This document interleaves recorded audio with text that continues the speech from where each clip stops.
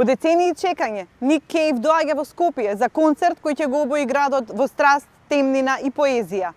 Зборуваме со Љубиша Петрушевски Бубе, кој во 90-тите направи легендарно интервју на Ник Кейв во живо, и со Ненад Георгиевски, музички новинар кој голем дел од неговата кариера му има посветено токму него.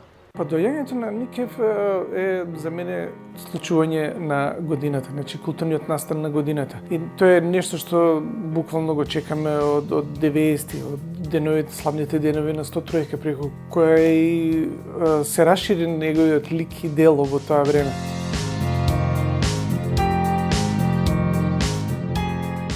Имам голем број книги, голем број плочи негови, и би сакал да ги потпише и разговорот би тргнал од таму. Не мора да биде нешто спектакуларно, меѓутоа секој сум зубав разговор со луѓе како него.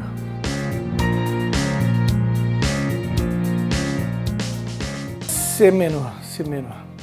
Како е тоа прашањето. Мислам дека тој стана и поотворен и поотворен кон светот, со интервјуи, со разговори, со блискост со луѓето, нели? The Red Right Hand сајтот, каде што отворено си комуницира со фанови, а верувам дека така ќе биде во Скопје, дека ќе си комуницира со фанови.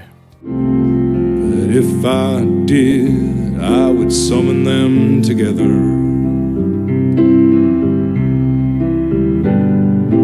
Како многу интересен и мислам дека и нас не чека еден многу интересен, интимен и длабок концерт. За мене е еден од, ако не и најважниот културен настан во држава годинава. Јас од секој сум го него респектирал како голем артист, он е бил наш генерацијски херој и мислам дека без разлика на тоа што неговата кариера имаш успони и падови, мислам дека е човек кој заслужува да го респектираш. Имаше две работи кои ние ги сакавме кај Ник Кейв. Тоа е моментот на Birthday Party, што беше пост-панк, едно лудило, и моментот кога тој стана соло изведувач и оној филм кој за нас беше најубавиот филм во тоа време, Небото над Берлин, кај што он свиреше во еден круцијален дел на филмот, ја свиреше From Her to Eternity, така да он одговараше на тој Небото над Берлин стил. Он беше еден пејач кој доаѓаше со некој ангелски, да кажеме, призвук, за разлика од Birthday Party кој беше и ѓаволска работа. I start to cry when I hear him walking barefoot across the boards. Се работи за комплетен уметник, чија основна преокупација се неговиот живот. Он имал многу трагедии во животот.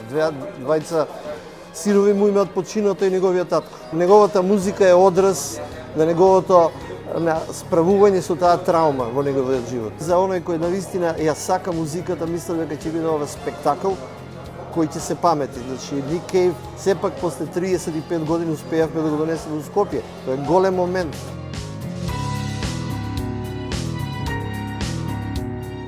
Он е уникатен, инспиративен, бидејќи доаѓа од провинција. Значи, Австралија е провинција на Англија и како таков успева да ја ревитализира мртвата сцена во Лондон, бидејќи англичаните после искуството со панкот во суштина во 80-ти години дегенерираат.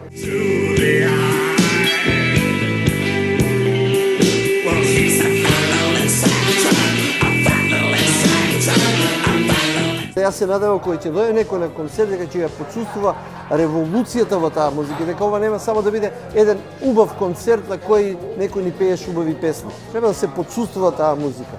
И се надевам дека он се уште го има тој филинг во него и дека не е смирен до толку. Мислам дека не може да се смири таков човек.